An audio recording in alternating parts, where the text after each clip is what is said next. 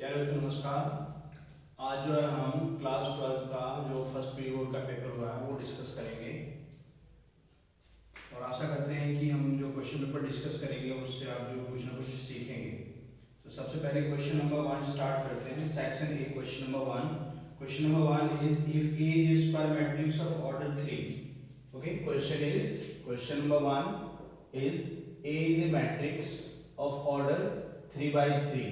Okay, 3 by 3 matrix, 3 by 3 matrix, and determinant of A is 9. Okay, then find two adjoint of A determinant, इसकी value हमें find करनी है। ठीक है, question ये है। तो हम इसको कैसे फाइंड करेंगे?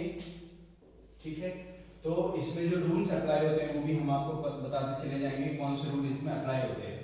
तो यहाँ पे जो रूल लगता है के एडजॉइंट ऑफ ए, आपने रूल पढ़ा होगा डिटरमिनेंट्स में कि के एडजॉइंट ऑफ ए, ओके, के एडजॉइंट ऑफ ए जो है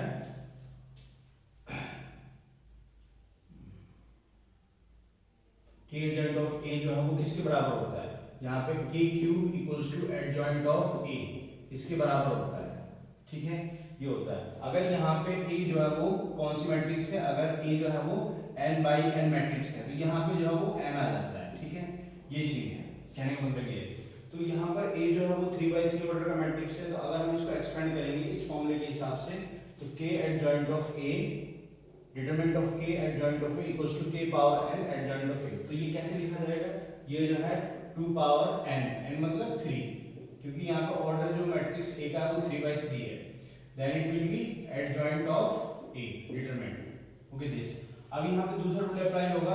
आपने एक रूल पढ़ा होगा कि a एडजॉइंट ऑफ a, यहाँ पे ये जो है ये किसके बराबर होता है? Adjoint of a power n, इसके बराबर होता है। डिटरमिनेंट a पावर n इसके बराबर होता है। तो अब उसको हम इसको एक्सपेंड करते हैं। एक तो ये भी रूल होता है, ये भी कई बार पूछा जाता है। ठीक है, ये भी रूल है। इसको हम ड्राइव भी कर सकते हैं, दूसरा रूल भी बना सकते हैं। अगर हम इसको एक्सपेंड करेंगे तो determinant of a and adjoint of a equals to determinant of a power n। तो ये हम इसके नीचे लेके आएंगे तो एडजॉइंट ऑफ a डिटरमिनेंट किसके बराबर हो जाएगा? Determinant of a n minus 1। तो एक रूल ये भी है। ठीक है, इस पर भी क्वेश्चन पूछे जाते हैं। तो यहाँ पे जो रूल अप्लाई होगा वो ये वाला होगा। ठीक है, तो ये किसके बराबर लिखा जाएगा? 2 adjoint of a means determinant of a n minus 1। तो यहाँ पे 2 into 3 मींस 8 हो जाएगा ये। और यहाँ पे जो डिटरमिनेंट ऑफ a है, डिटरमिनेंट ऑफ a कितना है? 9 और n माइनस 2 3 माइनस 1 हो जाएगा ये। 3 माइनस 1 मींस 8 into 9 स्क्वायर, मतलब कि 8 into 81। So it will be 8 1 जा 8 and 8 जा 64. So 648 is the right answer. ठीक है, now next is question number 2. Question number 2 is पूछा गया इसमें कि if matrix A is given, matrix A is 0 2 C A B 1 3 minus 1 and 0 is a skew symmetric matrix, is a skew symmetric matrix. Okay, matrix. Then find a plus b plus c। आपको इसका value find करना है। ठीक है, तो बहुत ही simple question है। तब इसमें कौन सा रूल अप्लाई होगा? इसमें स्क्यू सिमेट्रिक मैट्रिक्स। तो स्क्यू सिमेट्रिक मैट्रिक्स क्या होता है? स्क्यू सिमेट्रिक मैट्रिक्स जो है वो होता है determinant of a transpose equals to minus a। ये आपका स्क्यू सिमेट्रिक होता है। और सिमेट्रिक क्या होता है? सिमेट्रिक जो है होता है a transpose equals to a। ठीक है, ये भी एक रूल है जो आपको पता होना चाहिए। ठीक है, तो इसमें बोला गया है कि a जो है वो स्क्यू सिमेट्रिक मैट्रिक्स है। तो अगर हम इसको a मान लेते हैं तो कहने का मतलब हो गया कि a ट्रांसपोज इक्वल्स टू किसके बराबर होगा? माइनस a के बराबर होगा। तो अब इसको इसके हिसाब से लिखो। a ट्रांसपोज करेंगे इसका कितना हो जाएगा? इट विल बी 0, रो को जो है कॉलम में लिख देंगे 0 a 3 2 b minus 1 c 1 0, okay, and then minus 0 a 3 2 b -1 c 1 0, ठीक है, ये चीज है। अब हम इसको लिखेंगे यहाँ पे, तो इसको माइनस से मल्टीप्लाई कर देंगे, तो माइनस से मल्टीप्लाई करेंगे इसको तो हम कैसे लिख सकते हैं, 0 -a -3 -2 b -1 -c 1 एंड 0, ठीक है। इसको कंपेयर करो, कंपेयर करेंगे इन दोनों मैट्रिक्स को, इसको और इसको कंपेयर करो, कंपेयर करेंगे, इट विल बी, यहाँ देखो ये जो है आपका 2 है, इधर यहाँ पे क्या है a है, तो it will B 2 into 2 equals to -a, मतलब a का वैल्यू कितना हो गया -2, ठीक है। इसी तरह से जो है c का वैल्यू कितना हो जाएगा -3, तो c का वैल्यू हो जाएगा -3 किसके बराबर हो गया, c के बराबर हो गया, ठीक है। तो अल्टीमेटली c का वैल्यू हो गया -3। उसके बाद जो है ये b जो है माइनस से मल्टीप्लाई करेंगे तो -b आएगा यहाँ पे, तो यहाँ पे जो b है वो -b के बराबर होगा, -b जो किसके बराबर माइनस b जो है b जो है वो -b के बराबर होगा, b जो है -b के बराबर होगा, तो इसको लिखेंगे 2b, इसको इधर लेके जाएंगे 2b इक्वल्स टू 0, तो b का वैल्यू कितना हो गया 0। अब फाइंड करना है a + b + c, ठीक है, तो a का वैल्यू है -2 और b का वैल्यू है 0 और c का वैल्यू -3, तो it will B -5, so -5 is the right answer, okay। Now next question is question number third is the function y equals to x square e minus x, ठीक है, is decreasing in the interval। आपको interval बताने हैं जिसके अंदर ये function decrease करता है, तो इसको नॉर्मली इसको सॉल्व करेंगे, इसके इंक्रीजिंग और डिक्रीजिंग इंटरवल्स फाइंड करेंगे। तो उसके लिए क्या करते हैं, सबसे पहले इसको हम फर्स्ट डेरिवेटिव फाइंड करते हैं। फर्स्ट डेरिवेटिव यहाँ पे प्रोडक्ट रूल अप्लाई होगा, x को हमने फिक्स रख लिया, that derivative of e minus x it will be e minus x and then -1, क्योंकि -x का डेरिवेटिव -1 हो जाएगा। उसके बाद प्लस e minus x को फिक्स रख लिया, उसके बाद x स्क्वायर का डेरिवेटिव दैट इज 2x, ये हो जाएगा। अब यहाँ पे e minus x यहाँ पर भी है और इधर भी है, ठीक है, x यहाँ पर भी है और यहाँ पे भी है, x भी हमने जो है कॉमन ले लिया, तो क्या बचा हमारे पास यहाँ पे, यहाँ से -x बचा और यहाँ से +2 बचा, ठीक है, ये हमने इसके फैक्टराइज कर लिए, ठीक है। कहने का मतलब है कि हम इसको दोबारा लिख सकते हैं e minus x और इनटू x और 2 minus x, ये हो गया। अब हम क्या करेंगे, इसके क्रिटिकल पॉइंट्स फाइंड करेंगे, तो y डैश को हम 0 पुट कर लेंगे। कहने का मतलब है कि e minus x into x और 2 minus x equals to 0 हो जाएगा। तो इसको जब 0 करेंगे तो ये अल्टीमेटली 0 हो जाएगा, क्यों, क्योंकि ये कभी भी नेगेटिव नहीं होता, ठीक है, हमेशा पॉजिटिव होता है। तो यहाँ पे एक तो ये x equals to 0 हो जाएगा, दूसरा 2 minus x equals to 0 means x equals to 2, तो ये दो वैल्यू हो जाएंगे हमारे पास। कहने का मतलब हो गया कि रियल लाइन में हमारे पास कितनी वैल्यू है, दो हो गई, एक तो 0 हो गया, दूसरा हमारा जो है वो 2 हो गया। तो कहने का मतलब रियल लाइन हमारी 3 पार्ट्स में डिवाइड हो गई। अब क्या करेंगे, इसका इंटरवल बनाएंगे, टेबल बनाएंगे, interval and then sign of f dash x and then nature, ठीक है, नेचर ऑफ फंक्शन। तो सबसे पहले इंटरवल हमारे कौन से बनेंगे, यहाँ पे -∞ से लेके 0, दूसरा बनेगा हमारा 0 से लेके 2 तक और तीसरा बनेगा हमारा 2 से लेके ∞ तक, ठीक है। अब हम इससे चेक करेंगे कि जो फर्स्ट डेरिवेटिव है ये नेगेटिव है कि पॉजिटिव है। तो -∞ से लेके 0 तक चेक करना है, तो -∞ से लेके 0 के बीच में कोई एक वैल्यू कंसीडर कर लेंगे। आप देख सकते हैं कि यहाँ पे -1 होता है, तो अगर मैं -1 लेकर चलूँ तो यहाँ पे ये तो हमेशा पॉजिटिव रहेगा, ये -1 हो जाएगा, क्योंकि x की वैल्यू -1 है, तो इट विल बी माइनस, मतलब कि इस टर्म का जो साइन है वो नेगेटिव आएगा। अगर यहाँ पे सब्स्टिट्यूट करूँगा मैं इधर, तो माइनस प्लस हो जाएगा, तो 2 + 1 मतलब कि 3 हो जाएगा, तो इट विल बी प्लस हो जाएगा ये। अब माइनस और प्लस को जो हम मल्टीप्लाई करेंगे तो क्या नेचर आएगा, माइनस का ही आएगा। माइनस का मतलब है कि ये जो है क्या करेगा, डिक्रीज करेगा, इट विल डिक्रीज। सिमिलरली जो है 0 से लेकर 2 तक, 0 से 2 के बीच में भी कोई वैल्यू कंसीडर कर सकते हैं, लाइक इट इज 1। अगर 1 सब्स्टिट्यूट करेंगे यहाँ पे तो ये पॉजिटिव हो जाएगा और ये भी पॉजिटिव हो जाएगा, ठीक है, ये भी पॉजिटिव हो जाएगा और ये भी पॉजिटिव हो जाएगा, अल्टीमेटली साइन क्या आएगा, पॉजिटिव। तो फंक्शन यहाँ पे क्या करेगा, इंक्रीज करेगा। उसके बाद 2 से लेके ∞ तक कोई भी वैल्यू रख सकते हैं, मान लो 3 रख लिया हमने यहाँ पे, तो ये पॉजिटिव हो जाएगा और ये +3 रहेगा तो ये प्लस साइन आएगा इसका, और यहाँ पे जो है ये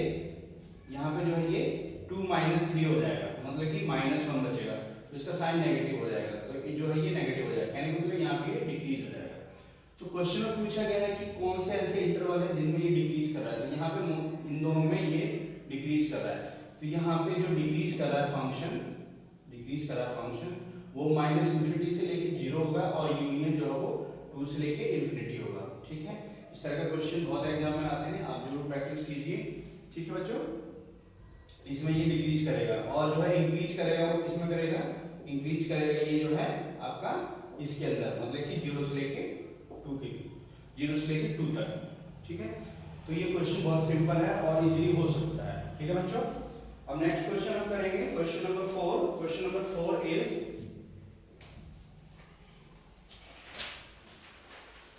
if A and B are invertible matrix of order 3 and determinant of A is 2, okay, determinant of A is 2.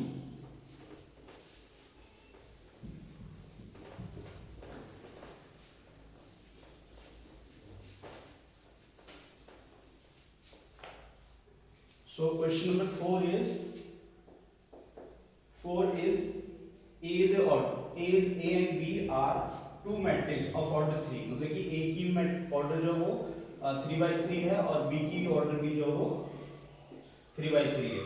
ठीक है, और डिटरमिनेंट ऑफ A जो है वो दिया रखा है 2, और AB इनवर्स और उसका डिटरमिनेंट दे रखा है 1/6 -1/6। तो आपसे पूछा गया है कि find B determinant A determinant B find करना।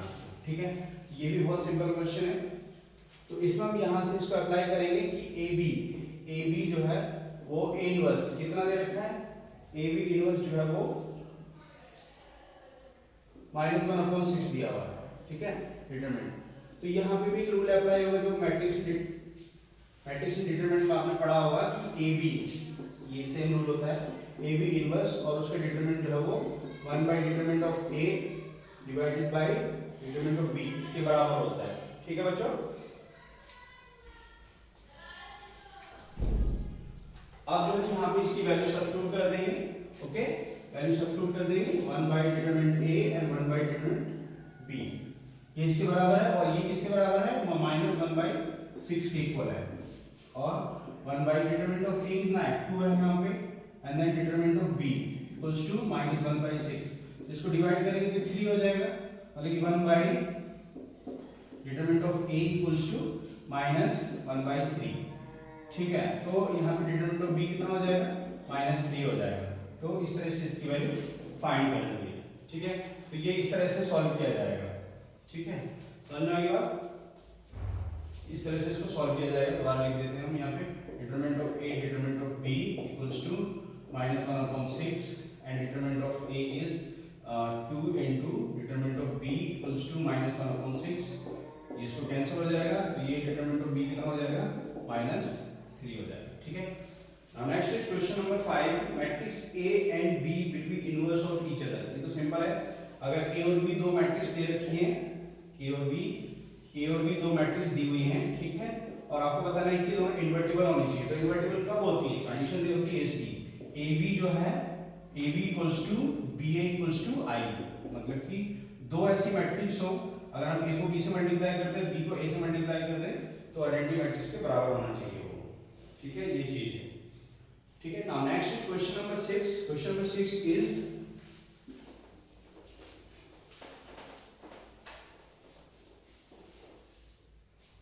if x y z are all different from zeros। Okay, इसमें गिवन है कि if determinant 1 plus x 1 1 1 1 plus y 1 1 1 1 plus z ये दिया हुआ है इक्वल्स टू 0, है ना, then find the value of 1 by x 1 by y and 1 plus 1 by z, इसकी वैल्यू आपको फाइंड करके बतानी है। ठीक है, तो ये क्वेश्चन अगर प्रॉपर्टीज से होता है तो बहुत ही जल्दी हो जाएगा, लेकिन प्रॉपर्टीज हमारे सिलेबस में नहीं है, तो इसलिए हम नॉर्मली इसको सॉल्व करेंगे, इसका डिटरमिनेंट को ओपन कर देंगे। तो यहाँ पे हम इसको ओपन करते हैं, तो यहाँ पे expanding expanding by first row by row 1। अगर हम फर्स्ट रो से इसको एक्सपेंड करते हैं तो किस तरह से करेंगे, यहाँ पे 1 प्लस एक्स जो है यहाँ पे लिखा जाएगा और उसके बाद जो हम इसको कवर करेंगे हॉरिजॉन्टली एंड वर्टिकली। तो हमारे पास ये 4 एलिमेंट बचेंगे, मतलब कि 1 plus y and 1 plus z equals to -1 ये हो जाएगा। ठीक है, उसके बाद जो है -1 आएगा क्योंकि तो साइन में देखा जाता है प्लस माइनस प्लस, ये -1 हो जाएगा। अब यहाँ से इसको हॉरिजॉन्टली एंड वर्टिकली कवर करेंगे तो हमारे पास 1 1 1 1 प्लस जेड, तो 1 प्लस जेड एंड -1 ये बचेगा। ठीक है, उसके बाद ये +1 हो जाएगा +1, तो ये जो है इधर कवरेंगे हॉरिजॉन्टली एंड वर्टिकली, तो ये 1 1 1 प्लस वाई एंड 1 बचेगा, तो ये हो जाएगा 1 1 माइनस 1 और माइनस वाई ये हो जाएगा। ठीक है, मतलब यहाँ पर हम अगर ये इस तरह लगा देंगे फिर इसको एक्सपेंड करेंगे तो it will B -1 and -y। इस तरह से ये जो है ये सॉल्व किया जाएगा। अब इसको सिंपल फॉर्म में लिखो यहाँ पे। ठीक है, ये किसके बराबर है, 0 के बराबर है, तो ये 1 प्लस एक्स जो है वो किसके बराबर हो जाएगा, इसको सॉल्व करेंगे यहाँ पे 1 प्लस जेड हो जाएगा ये plus y plus z y -1। ठीक है, ये हो जाएगा और ये माइनस यहाँ पे इसको सॉल्व करेंगे तो ये अल्टीमेटली -z बचेगा, -z हो जाएगा यहाँ पे, और ये आपका जो है यहाँ पे -y बच जाएगा इक्वल्स टू 0। अब ये यहाँ से इसको कैंसिल हो जाएगा। ठीक है, अब इसको 1 से मल्टीप्लाई करेंगे तो z plus y plus z y. ठीक है, फिर x से मल्टीप्लाई करो तो zx plus xy and plus xyz ये हो जाएगा -z - y इक्वल्स टू 0। तो ये z से ये z कैंसिल, y से ये कैंसिल, हमारे पास ये चीज रह गई। ठीक है, तो हम इसको कैसे लिखेंगे, xy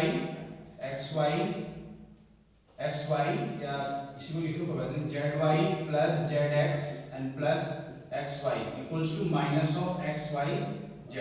अब इससे सभी को डिवाइड कर देंगे तो ये क्या हो जाएगा, zy upon xyz plus zx upon xyz plus xy upon xyz equals to -1। ठीक है, तो ये zy से कटेगा तो ये आपका zy। ठीक है, तो यहाँ पे क्या बचेगा, x बच जाएगा। ओके, ये आपका x बच जाएगा, यहाँ पे zx बचेगा तो कटेगा तो ये z और xy बचेगा, और यहाँ पे कैंसिल होगा तो xy बचेगा, मतलब कि यहाँ पे 1/x बचेगा 1/y बचेगा और 1/z बचेगा इक्वल्स टू -1। तो इसकी वैल्यू कितनी हो जाएगी, -1। ठीक है, तो इसकी वैल्यू कितनी आएगी, -1। तो इस तरह से आपको ये क्वेश्चन सॉल्व करना है। Now next is question number 7, find the degree of the differential equation. Degree of the differential equation.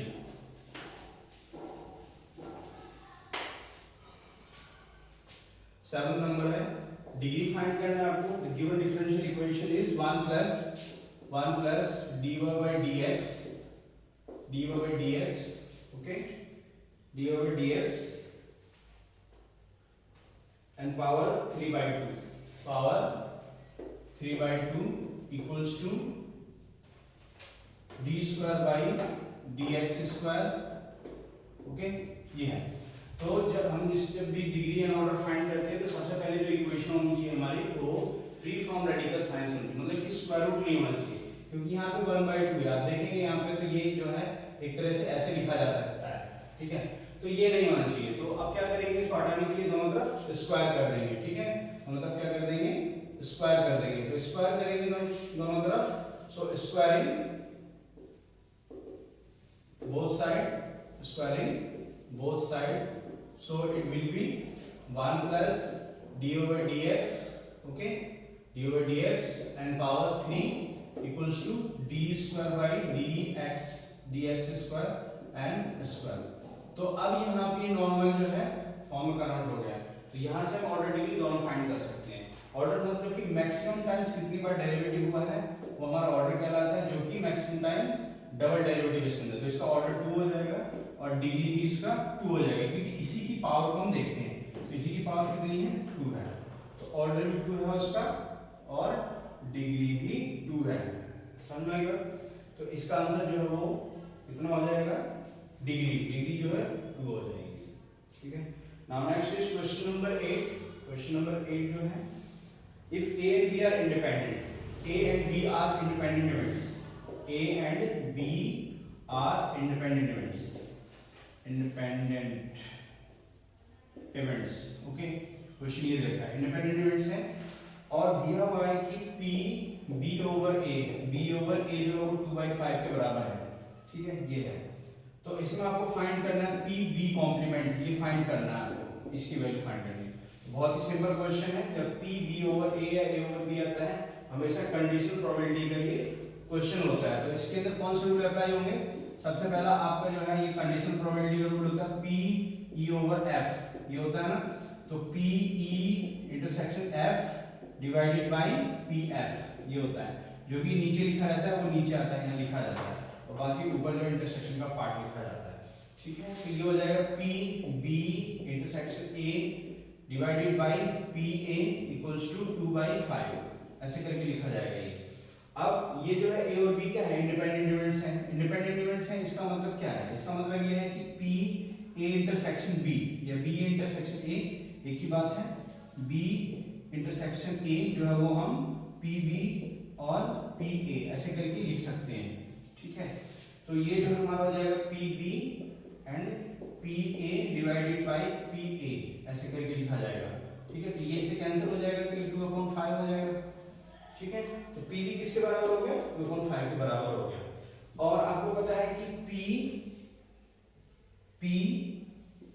B और प्रोबेबिलिटी ऑफ B कॉम्प्लीमेंट जो है वो किसके बराबर होता है? 1 के बराबर होता है। तो इसकी वैल्यू फाइंड करेंगे यहाँ पे, तो ये 1 माइनस पी बी कॉम्प्लीमेंट हो जाएगा। कहने का मतलब है कि 1 minus p b complement equals to 2/5, ऐसे करके लिखा जाएगा। इसको इधर ले जाएंगे, इसको इधर लेके आएंगे, तो इट विल बी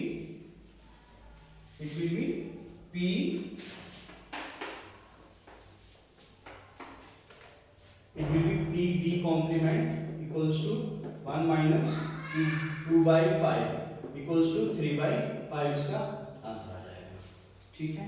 इस तरह से आपको करना है। अब next is question number 9।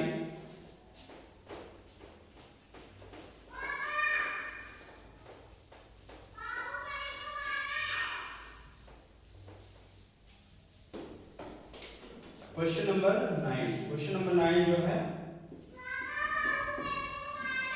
if determined if vector A equals to 10 and vector B equals to 2 and A dot B जो है वो कितना दे रखा है? 12 दिया हुआ है, ठीक है। then find the value of A cross vector A cross vector B cross, इसकी वैल्यू आपको फाइंड करनी है, ठीक है। तो सबसे पहले गिवन है ये, तो इसमें रूल क्या अप्लाई होगा? इसमें रूल होगा कि A डॉट B किसके बराबर होता है? Magnitude A magnitude B and cos theta, इसके बराबर होता है। तो कहने का मतलब है कि A डॉट B किसके बराबर लिखा जाएगा? Magnitude A magnitude B and cos theta, इसके बराबर लिखा जाएगा। और ये वैल्यू दे रखा है 12, ये वैल्यू कितना दे रखा है? 12, और determinant magnitude of A is 10 और ये है 2 एंड देन cos थीटा, ठीक है, ये दे रखा है। तो cos थीटा कितना हो जाएगा? cos theta will be 12/10 into 2, ठीक है। तो 2 6 जा हो गया एंड 2 3 2 5 जा एंड 2 3 जा, so it will 3/5, ठीक है। cos थीटा ये हो गया 3/5 हो जाएगा। अब हमें वैल्यू किसकी फाइंड करनी है? A क्रॉस B मैग्नीट्यूड, इसकी वैल्यू फाइंड करनी है, ठीक है। तो ये किसके बराबर होता है? ये जो है आपका A dot B magnitude of A and magnitude of B equals to sin थीटा, इसके बराबर होता है, ठीक है, इसके बराबर होता है। समझ में आई बात? तो इसमें क्या करेंगे? वैल्यू सब्स्टिट्यूट करेंगे यहाँ पे। तो determinant of A is 10 n into 2 and sin theta को हम लिख सकते हैं 1 माइनस cos स्क्वायर थीटा, ठीक है।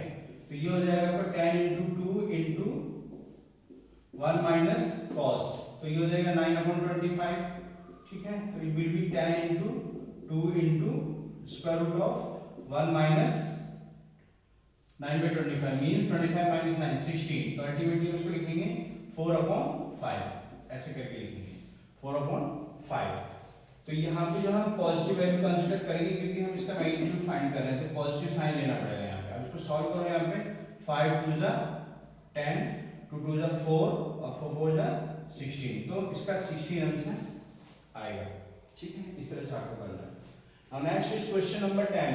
क्वेश्चन नंबर 10 इज, ठीक है, question number 10 is if a and b are two vectors such that a dot b, question is if a dot b equals to 0 and a cross b equals to 0, ठीक है, ये चीज है, दोनों दे रखे हैं। तो आपको बताना है कि a और b किस तरह के नेचर के वेक्टर्स हो सकते हैं। ठीक है, तो किस तरह के वेक्टर्स हो सकते हैं? हो सकता है कि दोनों 0 हो सकता है कि a b के पैरेलल हो सकता है a b के परपेंडिकुलर हो, या इनमें से कोई ना हो।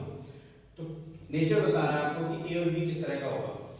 ठीक है, तो अब आप इसमें जनरल रूल अप्लाई करेंगे। जनरल रूल क्या अप्लाई करेंगे? a डॉट b, तो इसको a determinant of a determinant of b, और यहाँ पे क्या लिखा जाएगा? cos 0 है तो cos थीटा के बराबर होता है, तो ये जो 0 होना चाहिए, तो cos 90 कितना होता है? 0। तो मतलब कहने का मतलब यहाँ पे एंगल कितना होगा? 0 होगा, तो यहाँ पे थीटा जो होगा वो 90 डिग्री होगा, ये मतलब है यहाँ पे। अगर हम इसको कंसीडर करेंगे, कहने का मतलब है कि a वेक्टर जो a है, वेक्टर a है और जो वेक्टर b है उसके बीच का एंगल जो है वो 90 डिग्री है। ठीक है, ये चीज है, ये a वेक्टर हो गया, ये b वेक्टर हो गया, इसके बीच का एंगल कितना है? 90 डिग्री।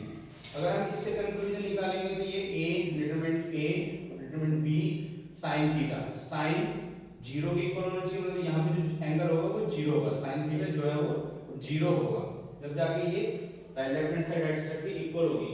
तो यहाँ पे जो a और b वेक्टर है, a और जो b वेक्टर है दोनों कोइंसाइड करेंगे।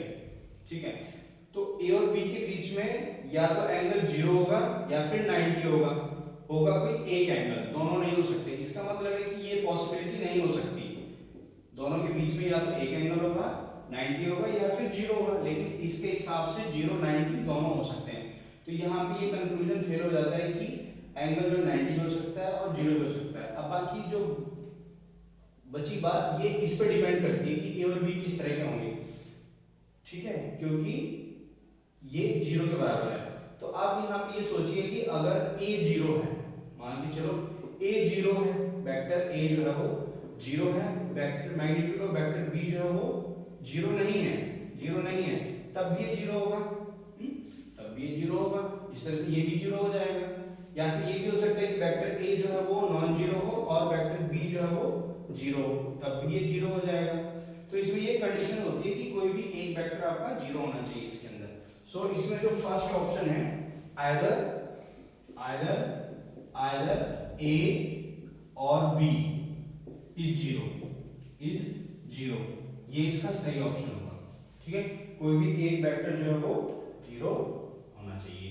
ठीक है, तो ये क्वेश्चन नंबर 10 हो गया। Now next is question number 11।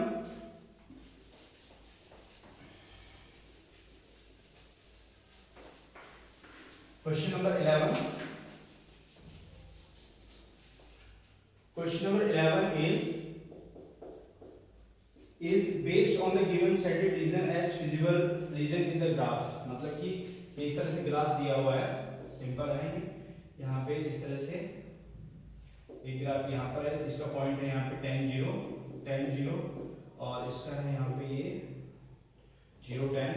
ठीक है, दूसरा लाइन यहाँ पे इस तरह से दिया हुआ है यहाँ पे, तो ये जो है 0 20 है और ये 0 60 है, 60 0 है। ठीक है, 60 0 है, ये है एक लाइन यहाँ से दे रखी है जो ओरिजिन से पास करती है इस तरह से, तो ये जो है ये 15 15 है।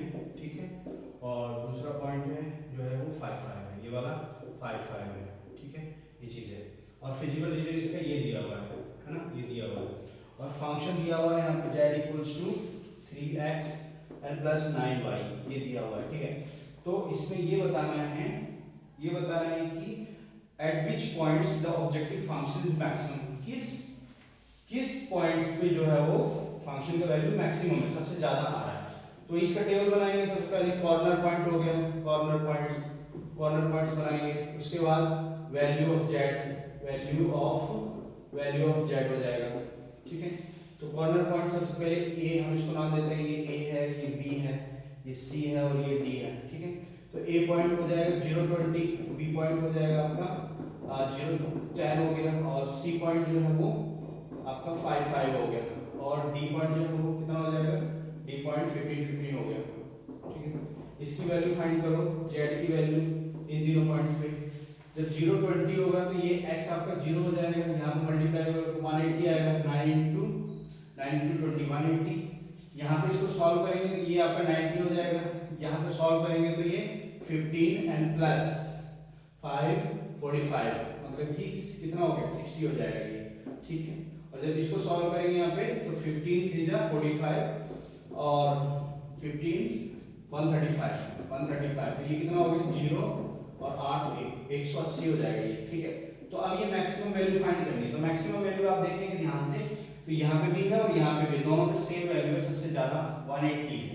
तो यहाँ पे जो मैक्सिमम वैल्यू होगी वो इन दोनों पॉइंट्स पे नहीं होगी, इन दोनों पॉइंट्स की जो लाइन सेगमेंट होगा उस पे होगी। कहने का मतलब है कि जो मैक्सिमम वैल्यू होगी वो एडी इस पे होगी, एडी इस पे सबसे ज्यादा मैक्सिमम वैल्यू होगी ये। सो मैक्सिमम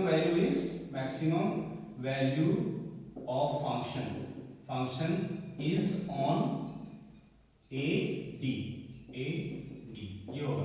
अगर मिनिमम वैल्यू पूछा होता है, ये मिनिमम वैल्यू किस पे होती है, मिनिमम वैल्यू जो है वो आपकी यहाँ पे होती है, मिनिमम वैल्यू इज 60 एट 5 तो इस तरह से ये क्वेश्चन करना है। ठीक है बच्चों, now next is question number 12। Question number 12 is if f a plus b minus x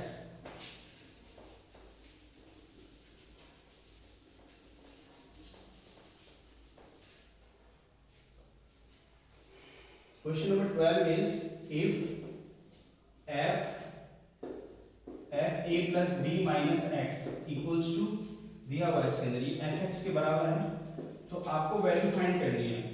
value find करनी है किसकी, integration of a b x fx, इसकी वैल्यू फाइंड करनी है। ठीक है, ये एक एक नंबर ये क्वेश्चन है, अभी ध्यान दीजिए इस बात को। तो इसको कैसे सॉल्व करेंगे, इसको i के बराबर लेट कर लेंगे। ठीक है, तो अब इसमें रूल अप्लाई करेंगे। आपने एक रूल पढ़ा होगा कि इंटीग्रेशन 0 टू a f या a टू b, ठीक है, a to b fx dx, ये रूल पढ़ा होगा कि ये जो है f a plus b minus x और dx इसके इक्वल होता है। ठीक है, इसके इक्वल होता है, तो सेम रूल यहाँ पे भी अप्लाई करेंगे हम। तो क्या हो जाएगा, ये i इक्वल्स टू जहां भी x होगा वहां पे a plus b minus x से रिप्लेस हो जाएगा, तो ये ए बी और ये a plus b minus x ऐसे लिखा जाएगा। ठीक है, ये हमारा f a plus b minus x ऐसे लिखा जाएगा, ये dx हो जाएगा। अब क्या करेंगे, इसको अलग अलग कर देंगे। ठीक है, आपको ये पता है ये किसके बराबर है, fx के बराबर है यहाँ पे, तो हम इसको ऐसे लिख देते हैं ए बी, ये a प्लस बी, यहाँ पे भी हमने दोनों को सेपरेट कर लिया, एक ये और एक ये, दोनों को सेपरेट कर लेंगे, ये x हो गया और ये fx हो गया और ये dx हो गया। ठीक है, अभी दोनों को सेपरेट करेंगे, a टू b, एक तो ये a प्लस b इधर आ जाएगा और ये fx आ जाएगा। ठीक है, और ये माइनस इधर आ गया, a टू b x और fx एक ये हो जाएगा। ठीक है, तो ये आप देख रहे हैं वापस जो है i के बराबर हो गया। ठीक है, तो ये i हो गया और इधर भी हम i लेट किया, तो ये i plus equals to a to b a plus b fx और माइनस i। ठीक है, तो ये i प्लस हो गया, कितना हो जाएगा, i प्लस i हो गया, तो 2i हो गया, 2i किसके बराबर हो गया, 0 a टू b और a प्लस b fx इसके बराबर हो जाएगा। तो कहने का मतलब है i का वैल्यू कितना हो गया, 0 टू a प्लस b जो है आपका कांस्टेंट रहेगा, तो a प्लस b बाई 2 बाहर आ जाएगा, 0 टू a fx dx, तो ये इसका सही आंसर होगा। ठीक है, इस तरह से क्वेश्चन करना है। ओके, नाउ नेक्स्ट इज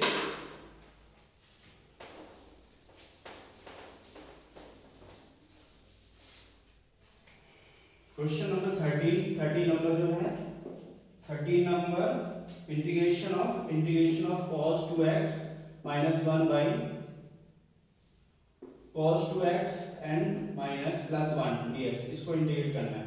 तो ये जो रूल होता है ये 11th क्लास में आप पढ़े हैं, इसमें जो होता है ये 1 प्लस cos x होता है, 1 प्लस cos 2x और 1 माइनस cos 2x इसके इक्वल होता है ये दोनों। तो जब ये पॉजिटिव होता है तो 2 cos स्क्वायर आता है इसके साथ और ये जो एंगल होता है इसका हाफ हो जाता है।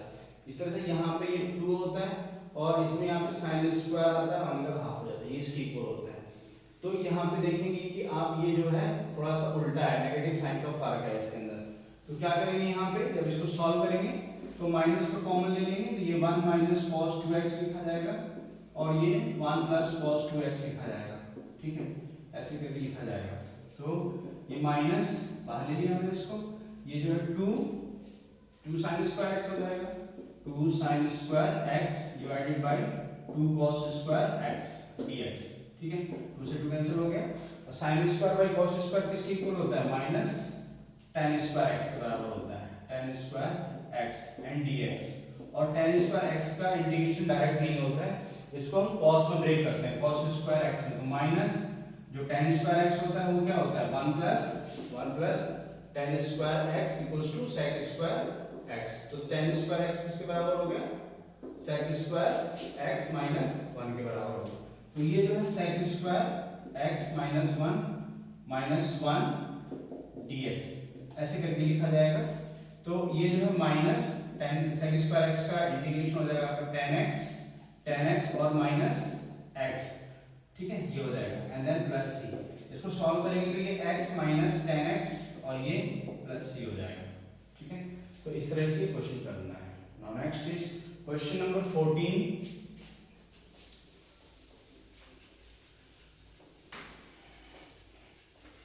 Question number 14 is the solution of the differential equation। ये सॉल्यूशन बताना है, log dy dx equals to ax and plus by, ठीक है, by। तो इसका हमें सॉल्यूशन बताना है। कैसे करेंगे इसको, सबसे पहले यहाँ पे log है तो log dy dx दिया है तो इसको हटाना पड़ेगा log को, तो क्या करेंगे दोनों तरफ क्या है एक्सपोनेंशियल आ जाएगा। तो ये log जब इधर जाएगा तो ये dy dx equals to e का पावर बन जाएगा, e का power ax n plus by, ठीक है, ये ax इसके साथ है, ठीक है, ऐसे लिखा जाएगा। अब इसको क्या करेंगे सेपरेट कर देंगे क्योंकि आपका रूल होता है x power a plus b, हम ऐसे लिख सकते हैं x a into x b, ऐसे करके लिख सकते हैं। तो ये e a हो जाएगा ax इंटू e by हो जाएगा। अब ये dy dx के बराबर है, dy dx है, तो यहाँ पे dy लिखा जाएगा और इधर जो है dx लिखा जाएगा। तो ये dx इधर आ जाएगा तो ये e ax e by और ये dx ऐसे लिखा जाएगा। तो इसमें वेरिएबल सेपरेबल कर देंगे इसके अंदर। तो ये वाली टर्म जो है इसके इधर आएगी, इसके नीचे, तो हम इसको लिखेंगे इधर कैसे e माइनस by और ये dy equals to e ax and dx। अब इसको इंटीग्रेट कर देंगे, इंटीग्रेटिंग बोथ साइड, तो e पावर माइनस by का इंटीग्रेशन जो है यही सेम आएगा, e माइनस by आएगा, लेकिन इसमें जो है माइनस b आएगा क्योंकि जो y का कोएफिशिएंट है वो नीचे आएगा। इसी तरह से यहाँ पे ये e ax हो जाएगा ऑब्लिक a हो जाएगा n प्लस c। तो इसको इधर ले जाओ तो ये जो है e ax upon a n plus e minus by upon b equals to b n plus c, ठीक है, प्लस c इक्वल्स टू 0, ऐसे करना है, ठीक है, समझ में आया सब बच्चों को? तो इस तरह से होगा। Now next is question number 15. Question number 15 is 15 is the domain of the function। तो 15 नंबर में जो है वो डोमेन फाइंड करना है आपको। डोमेन के लिए लिखा है fx दिया हुआ है, fx इक्वल्स टू दे रखा है sin inverse root x minus 1, ठीक है, ये चीज है। तो डोमेन क्या होता है, इसका डोमेन फाइंड करना है। डोमेन होता है जिसके लिए फंक्शन डिफाइंड होता है, ठीक है, और ये sin इनवर्स x है। तो आपको पता है कि जो sin इनवर्स x है उसका जो डोमेन होता है वो कहां से कहां तक होता है, x माइनस 1 से लेके माइनस 1 तक होता है, ठीक है। तो हमें x की वैल्यू फाइंड करनी है, x की वो वैल्यू जिसके लिए फंक्शन डिफाइंड होती है। क्या करेंगे, दोनों तरफ स्क्वायर करेंगे, तो स्क्वायर करेंगे तो ये जो है लिमिट चेंज हो जाएगी 0 से लेके x माइनस 1 से लेके 1 तक हो जाएगी क्योंकि पॉजिटिव में कन्वर्ट हो जाएगा, ठीक है, तो ये 0 से लेके 1 तक हो जाएगी। अब यहाँ से क्या करेंगे, 1 को हटाना है तो इधर दोनों तरफ क्या करेंगे, 1 को प्लस कर देंगे। तो ये 1 को प्लस करेंगे तो 0 plus 1 less than x minus 1 plus 1 और less than equals to 1 plus 1। तो ये कैंसिल हो गया, यहाँ पे 1 आ गया और यहाँ पे ये x लेस देन 2 हो जाएगा। तो कहने का मतलब है कि जो x की वैल्यू होगी 1 से लेके 2 तक होगी। ठीक है, तो इसका जो डोमेन आएगा वो 1 से लेके 2 के बीच की जो वैल्यूज होंगी वो आएगा। ठीक है, now next is question number 16। Question number 16 is the corner points of the feasible region determined by the set of constants। ठीक है, मतलब कि कोई भी feasible region है, मान के चलो हम बना देते हैं डायग्राम यहाँ पे इस तरह से। ठीक है, तो ये मान के चलो इस तरह से 4 पॉइंट्स हैं, 1 2 3 और ये 4। ठीक है, तो पॉइंट्स क्या दिए हुए हैं, पॉइंट्स देखते हैं। 0 5 मान के चलो 0 5 दिया हुआ है। ठीक है, ओके, n 3 5 दिया हुआ है, ये 3 5 दिया हुआ है। नेक्स्ट जो है एक जो है 5 0 दिया हुआ है, ये 5 0 दिया हुआ है यहाँ पे।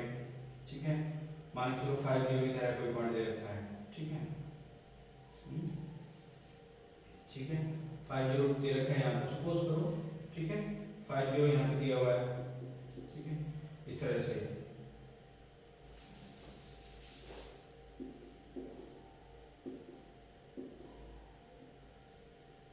मान के लिए फिजिकल रीजन है। ठीक है, तो पॉइंट इसका 0 5 दिया हुआ है, 0 5 दिया हुआ है। एक पॉइंट जो है 3 5 दिया हुआ है, 3 5। एक पॉइंट जो है वो है आपका 5 1 दिया हुआ है, मतलब 5 0 दिया हुआ है। और एक जो है पॉइंट यहाँ पे समथिंग से कोई भी पॉइंट है, मान लो इधर लाइन है, यहाँ पे पॉइंट दिया हुआ है ये वाला। ठीक है, तो ये पॉइंट दिया हुआ है 4 1, सपोज करो 4 1 है। ठीक है, मतलब कि एक फिजिबल रीजन है जिसके 4 पॉइंट हैं, इस तरह से 4 पॉइंट हैं जहां पे ये फंक्शन के फिजिबल रीजन के कॉर्नर पॉइंट्स हैं। ठीक है, and the objective function z, objective function क्या दिया हुआ है, z equals to ax plus 2b ये दिया हुआ है, 2by। ठीक है, 2by ये दिया हुआ है। ठीक है, अब इसको पूछा गया है कि the condition on a and b such that the maximum value of z occurs at q and s, मतलब कि q and s पे q पॉइंट कौन सा है हमारा, ये है 3 5 वाला। ठीक है, और s पॉइंट कौन सा है 4 1 वाला, ये s पॉइंट। तो इस पे जो है इन दोनों पॉइंट्स में मैक्सिमम वैल्यू अकर करती है होती है। इसका मतलब क्या है कि इन दोनों पे जो मैक्सिमम वैल्यू होगी दोनों की सेम आएगी। तो कहने का मतलब है कि z जो मैक्सिमम वैल्यू है इस पे, मैक्सिमम वैल्यू एट पॉइंट 4 1 4 4 1। ठीक है, q एंड s। ठीक है, 3 5 क्योंकि आपका q पॉइंट क्या है, ये है q, ये है 3 5 है और s जो है वो 4 1 है। ठीक है, ये है q पे 3 5 वैल्यू कितनी हो जाएगी, 3 into a into 3 and plus 2b into y 5 हो जाएगी, ये हो जाएगी। कहने का मतलब है कि 3a plus 10b ये हो गया। ठीक है, दूसरा जो है z मैक्सिमम है किस पॉइंट पर है, दूसरे पॉइंट पर है, इस पे 4 1 पे। तो 4 1 पे क्या वैल्यू हो जाएगी इसकी, 4a ना, या सब्स्टिट्यूट करेंगे and plus 2b into 1 ये हो जाएगी, मतलब कि 4a plus 2b ये हो जाएगी। अब दोनों पे जो वैल्यू है वो मैक्सिमम सेम है। कहने का मतलब है कि जो 3a किसके बराबर, 3 plus 10b किसके बराबर होगा, 4a plus 2b के बराबर होगा। तो इसको सॉल्व कर दो, यहाँ पे 10b है तो ये इधर सॉल्व करेंगे तो ये इधर a बचेगा, सब्ट्रैक्ट करेंगे इसको यहाँ पे सॉल्व करेंगे तो ये कितना बच जाएगा 8b। तो ये आपका 8b हो जाएगा, 8b। तो a equals to 8b इसका राइट आंसर होगा। ठीक है, कहने का मतलब है कि a minus 8b इसका सही आंसर होगा, ये चीज होगा। अच्छे क्वेश्चन है ये, क्वेश्चन पिछली बार जो है CUET में भी आया था ये वाला क्वेश्चन। ठीक है, अच्छा क्वेश्चन है। उसके बाद क्वेश्चन नंबर 17 जो है,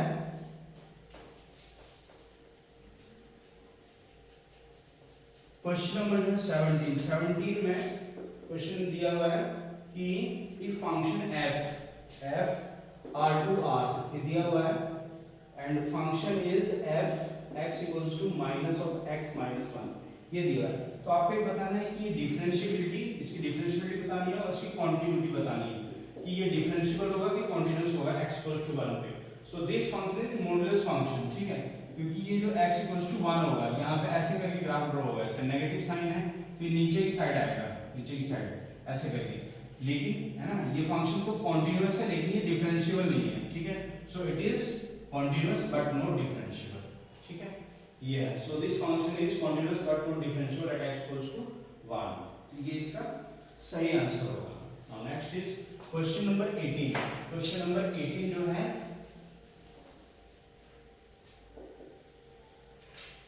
the area of the region bounded by the curve y equals to x square, line y equals to 16, ये आपको बताना है, find the area region bounded by the curve, तो यहाँ पे y equals to x square है, y equals to x square का graph कैसे बनेगा, ये ऊपर की साइड बनेगा ऐसे करके, हाँ, y equals to x square, क्योंकि हम यहाँ पे वैल्यू फाइंड करेंगे तो हमारी जो है x की वैल्यू कितनी हो जाएगी यहाँ पे प्लस माइनस y की वैल्यू 2 हो जाएगी, ठीक है, तो यहाँ पे x स्क्वायर पर है तो x स्क्वायर पे तो सिमेट्री किस पे बनेगी, y पे बनेगी, ठीक है, y equals to x square, इसका ग्राफ ऐसे बनेगा, और y इक्वल्स टू 16 मान के चलो यहाँ पर है, y इक्वल्स टू 16 यहाँ पर है, ये लाइन ऐसे ड्रॉ करेंगे, तो आपको ये एरिया फाइंड करना है टोटल, ये एरिया, कहने का मतलब है कि अगर आप एक एरिया फाइंड कर लेते हैं यहाँ से यहाँ तक का, यहाँ से यहाँ तक का ये एरिया फाइंड कर लेते हैं और इसको डबल कर देते हैं तो रिक्वायर्ड एरिया आ जाएगा, तो इसको कैसे फाइंड करेंगे, रिक्वायर्ड एरिया जो है आपका हो जाएगा, रिक्वायर्ड एरिया हो जाएगा यहाँ से लेके यहाँ तक का फाइंड कर रहे हैं, यहाँ तक ये कर्व है, ठीक है, ये पॉइंट है, ये पॉइंट आपको पता होना चाहिए, सबसे पहले इसको पॉइंट ऑफ इंटरसेक्शन फाइंड करेंगे। अब पॉइंट ऑफ इंटरसेक्शन कैसे फाइंड करेंगे, क्योंकि यहाँ पे जो है वो y का वैल्यू 16 है तो x का वैल्यू कितना होगा ये देखना है आपको, ठीक है, ओके,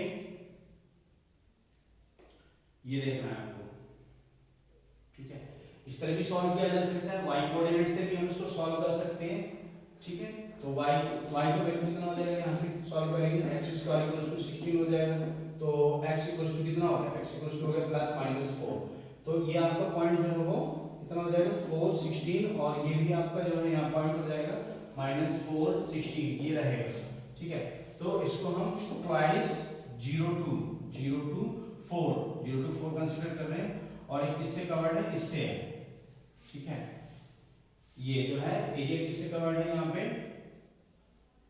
यहाँ पे, ठीक है, तो ये जो है इससे कवर होगा, यहाँ पे घटाना पड़ेगा आपको, यहाँ से स्ट्रेट लाइन से सब्ट्रैक्टेड है y इक्वल्स टू 16, ठीक है, तो आप इसको ऐसे ना करेंगे, इसको ऐसे करो with respect to y axis, यहाँ पे तो आप जो है यहाँ पे 0 से लेके यहाँ तक कितना 16 है ना, तो 0 से लेके आप 16 इसको कवर करेंगे, और कौन सा कवर कर रहा है आपको, ये सर्कल कवर कर रहा है, ठीक है, तो यहाँ पे ये विथ रिस्पेक्ट टू, क्योंकि जो पॉइंट है आपके dy पर है, ठीक है, यहाँ पे x हो जाएगा और इसको डबल कर देंगे, ठीक है, ये चीज हो जाएगी आपकी, ठीक है, तो ये जो है सॉल्व करेंगे इसको ट्वाइस हो जाएगा 0 to 16, और x की वैल्यू कितनी हो जाएगी यहाँ पे रूट y dy, तो इसको सॉल्व करेंगे तो आप 2 ट्वाइस और y का वैल्यू हो जाएगा 3/2, और ये 3/2 हो जाएगा यहाँ पे, ठीक है, और यहाँ पे जो कॉन्सेप्ट आएगा 16 to 0 हो जाएगा, तो ये ट्वाइस इंटू 2/3 इंटू y का वैल्यू 16 मतलब कि 4 पावर 2 है ना, 4 पावर 2 लिख देंगे यहाँ पे, और ये 3/2 हो जाएगा, ठीक है, 2 से 2 कैंसिल हो गया, तो ये हो गया 4/3 into 4 power 3 means 60, 4 4 is 16 and 16 4 is 64, है ना, तो ये हो जाएगा, तो ये 4 4 is 16 1 and 24 256 अपॉन 3, ये इसका सेंटीमीटर स्क्वायर एरिया आएगा, ठीक है, तो यहाँ पे ध्यान देने वाली बात है कि आपको यहाँ से यहाँ तक की लिमिट कंसीडर करनी है, क्योंकि यहाँ पे जो है वो आपका ये पैराबोला इसको कवर कर रहा है, ठीक है, समझ में आएगा, इस तरह से करना है आपको, ठीक है, तो ये काफी अच्छे इंपॉर्टेंट क्वेश्चंस हैं। अब next is question number 19, question number 19 is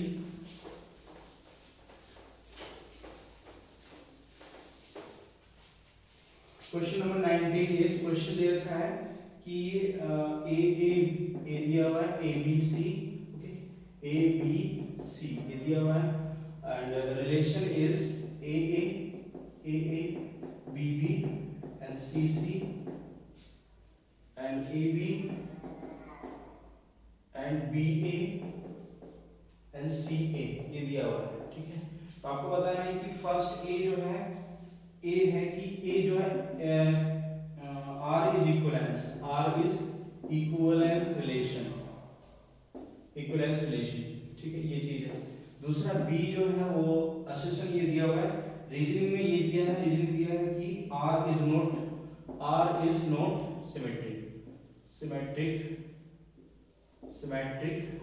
symmetric relation on A, ठीक है। तो आप देखेंगे क्या इक्विवेलेंस रिलेशन है। इक्विवेलेंस के लिए मैंने पहले ही बताया था कि तीन कंडीशन होनी चाहिए, रिफ्लेक्शन होनी चाहिए, सिमेट्रिक होना चाहिए और ट्रांजिटिव होना चाहिए। रिफ्लेक्शन का मतलब जितने भी इसमें एलिमेंट हैं वो सारे होने चाहिए, A B B C C। तो ये है रिफ्लेक्शन तो है, सिमेट्रिक होगा, सिमेट्रिक के लिए आप देखेंगे कि AB है, BA इसके अंदर होना चाहिए, हाँ ये है इसके अंदर, BA है तो AB होना चाहिए, हाँ ये भी है इसके अंदर, CA है लेकिन AC इसके अंदर नहीं है, ठीक है, AC इसके अंदर नहीं है, इसका मतलब ये जो है सिमेट्रिक नहीं होगा, सिमेट्रिक नहीं होगा तो इसका मतलब ये इक्विवेलेंस नहीं होगा। अब इट इज नॉट सिमेट्रिक, ये सही है क्योंकि यहाँ पे आप देख रहे हो कि CA है लेकिन AC नहीं है, तो ये रिलेशन, ये जो स्टेटमेंट है सही दे रखी है। तो यहाँ पे आप क्या लिखेंगे कि A is false but R is true, ठीक है, ये इसका सही आंसर होगा, ठीक है।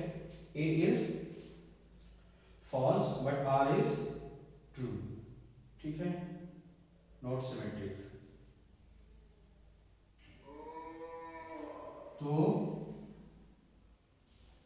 ये होगा इसका डी आंसर होगा, ठीक है।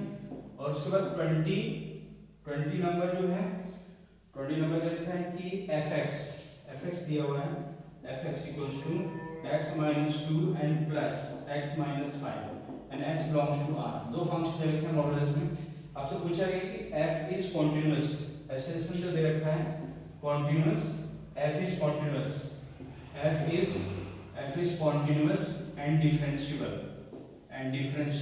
everywhere, ये आपसे पूछा गया। और जो रीजनिंग है इसका, रीजनिंग वाला पार्ट है वो है is differentiable, a differentiable function is always